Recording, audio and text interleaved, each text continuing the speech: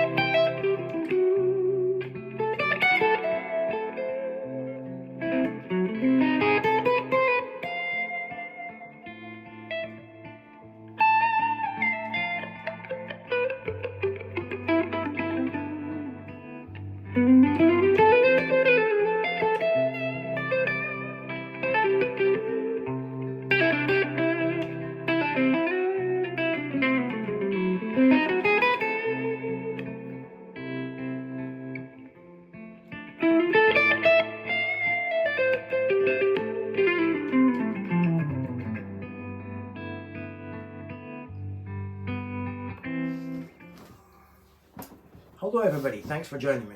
I hope you enjoyed that little piece of self-indulgence at the start. I've clearly been stealing again licks and ideas from Tobias Hoffman and a bit of Martin Offler and melting them all together with a bit of me, and that's what happens. I hope you liked it. As usual, there's a breakdown at the end if you want to see where my head was at when I was coming up with all of that stuff. He says, as if we didn't steal any of it. What was really interesting was the way, and I think I've always done this, I've let the guitar I'm playing influence how I play. Do any of you do that? You pick up a particular guitar or Strat or whatever and you start playing, you start hearing your favourite Strat out in your head and you start to emulate that. I've always done that, like I've got a preconceived idea of how each guitar should sound. And so that's in my head and it manifests. So In my head, when I was playing the Jazzmaster, I was hearing Tobias Hoffman, these sort of plummy, articulate tones, everything's delicate and like little bells. And then when I picked up the Les Paul, I was Martin Knopfler live in Berlin. In my head anyway, maybe not in reality. Anyway, the Jazzmaster. So I'm 2 weeks in and I absolutely love it. It's now wearing gauge 13 flat wounds, so still flat wounds, this time from Tomastic Infeld, my favourite flats. And I don't have an inkling to change anything about it. I'm happy with the pickups, I love the way it's sounding. If anything, I might even go heavier. I would like to work my way up to drop C. At the moment I'm down a whole tone to D. So bear that in mind, by the way, if you're watching the breakdown at the end. The Les Paul is in standard tuning, that's down a whole tone. But yeah, I absolutely love it. And what else? Actually, I tried flat wounds that were on it. I put the flat wounds onto the Gretsch, thinking it was going to be amazing on the Gretsch, and it ruined it. So I've now taken those flats back off the Gretsch, and it's now got its round wounds back on, and I'm much happier now. But yeah, the Gretsch, I love the Gretsch, I love the boing you get from the thick E string, and that just went. It just was not there with the flats, so I'm happy with the Gretsch as it is, as it came from the factory. What else? Someone asked me, why don't I use an attenuator? And yeah, I've no desire. I looked into it once, but I think I've kissed goodbye to any thought of driven valve tones. So I no longer look at Rory Gallagher and think, oh, I wish I could get that tone. That ain't going to happen. I don't think it's going to happen with an attenuator. It's only going to happen if I do what Rory Gallagher did and turn the amp up max or high. And I'm extremely happy with what's coming out of that little Cornell. I'm just a bedroom level player. I play in my bedroom all the time. I'm not in a band. I never gig other than when I go out and play in the street. So I just don't need an attenuator. And I've resigned myself that I've got some great overdrives, and I just don't want the faff of trying to achieve something that I don't think is that achievable. I think I would convince myself for 2 weeks, oh, I can definitely hear a difference. Nah, I don't think so. Plus, I can get driven tones from the amp because of this attenuator that's inbuilt in the amp, or the power scaling I think they call it. And this has got a master volume, so I'm not needing to worry about attenuators. Anyway, let's have a look at the breakdown. Remember, bear in mind the two different tunings. So 1 minute I'll be saying the song's in D, then I'll be changing my mind and saying no, the song's in C, depending on what guitar I'm holding. Let's have a look. So the chords, a regular D chord. I'm playing mine like that, followed by a B minor 6. I'm playing mine like that. 5th of the A, 6th of the D, 4th of the G, 3rd of the B. But you could just think of a B minor like that and take that note down 3 frets and get that same chord. And that chord loves that little cherry on top. Then the next chord is just an E minor chord. I'm playing mine like that, but you can play it like that. And then the 5 chord is an A chord. I'm back. 2 notes from a D chord, 2 other notes from a different D chord. So just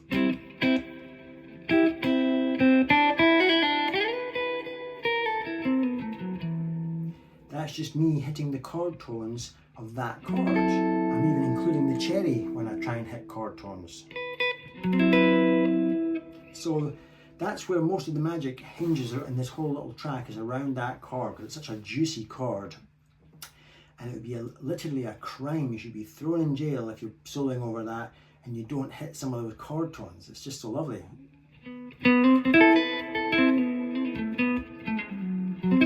Or that sort of jazzy. Or there's beautiful potential within that chord. And then working up the E minor, there's your E minor. Then the best part of the whole, or the hardest part should I say, of the whole thing is this.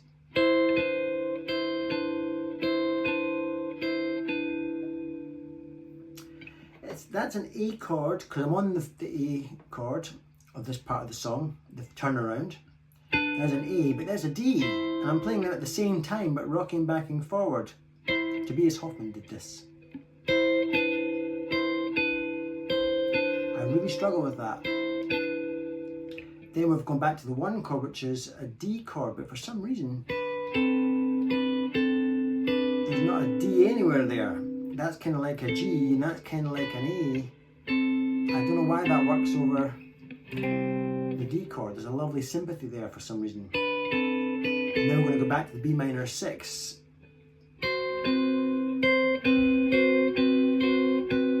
So I'm just 12th of the D, 13th of the G, 14th of the B, and reaching across to the 10th of the E, and just alternating again with my right hand constantly in this lick, picking at one moment the E and the G string, and then at the next moment the B and the D. With my right hand.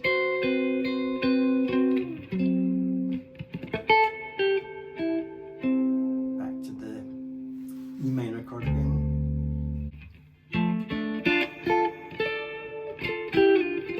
Just walking up chords like I always do. We're on the E minor, so I'm just pinching. Hand stays still, the right hand does all the work. All E minors. And then as we go to the 5 chord, a little bit Hawaiian stuff.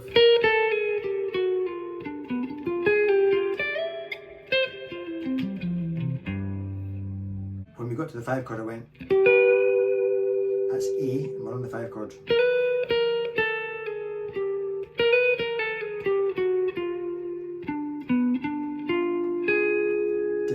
Where would I be without a diminished? Getting snuck in to raise some tension. So, remember on the A, right?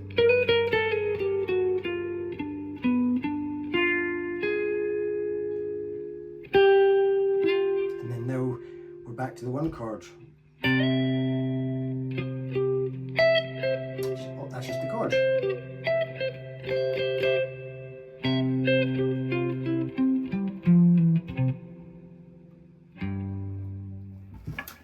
Right, the Les Paul. Remember, the Les Paul is at standard tuning, so what was a D chord is now a C. Now, instead of a B minor 6, it's an A minor 6. Instead of an E minor, it's a D minor. Instead of an A chord, it's a G. So we're starting off dead simple, just the chord. Then when we go to the A minor 6, just strumming initially a very quick A minor, and then getting that 6 note in. With a wee cherry. There's the cherry. Then just going to that D minor. Then when we repeat, just some harmonized little notes. And then dropping that 1 fret is a nod to that A minor 6 where all the juice is found.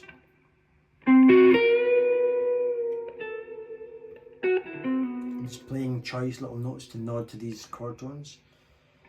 And just turning it around down to the 5 chord, which in this case is a G. Then I go a bit interesting to sort of preempt going back to the 1 chord. Like all 5 chords, that's where you can start to show off. A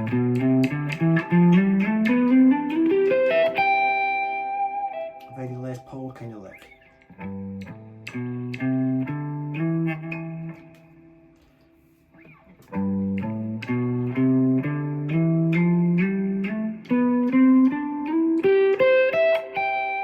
So that is just D, C, because now of course we're in C.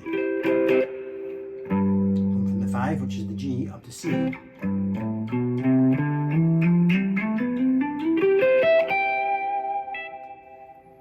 And waiting for it to get to almost to the B minor 6, the A minor 6.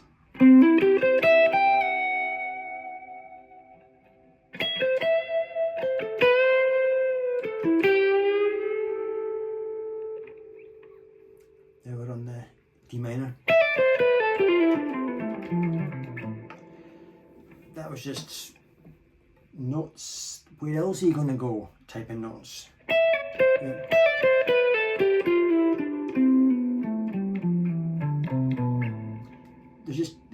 fit, you don't have to, you make mistakes, but the mistake would be obvious, so you don't do that one, you do it a fret lower or higher. So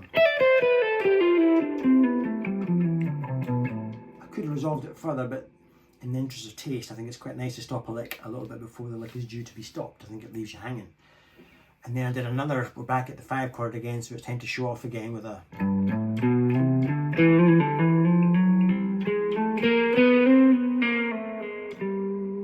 just a sort of an uneasy kind of seasick lick. So still basically connecting G back to the 1 chord again. So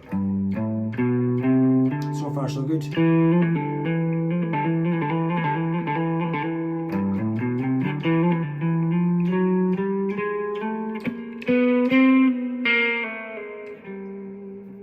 Then we're really properly on the 1 chord now. These are just notes from the 1 chord, which of course, because we're in standard tuning, we're in C. Again, watch, that was walking down the chord, now walking up the chord.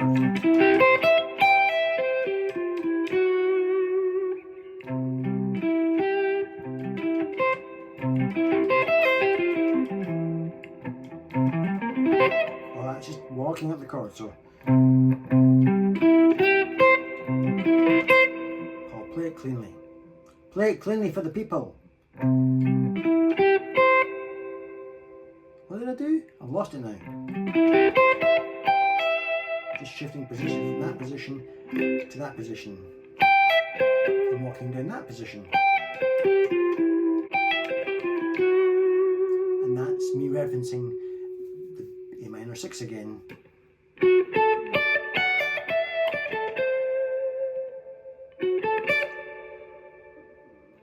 I don't know why I'm playing notes from a D chord there. It's almost like, why does that fit? Well, I know why it fits. Because I'm calling it an A minor 6, but look how incredibly close that is to a D9. So I guess I'm playing notes that look like a D chord. That's all Ds. Weird, don't know how that works, but I don't invest my time on wondering why that works, really. Because that would be time taken on figuring out stuff I don't even know. So that was just a few highlights of what I was doing. So I hope that helped somebody. I'm going to go out now to Pizza Express with my wife and child for some high carb food. And I will see you a bit fatter on the next video. Bye for now.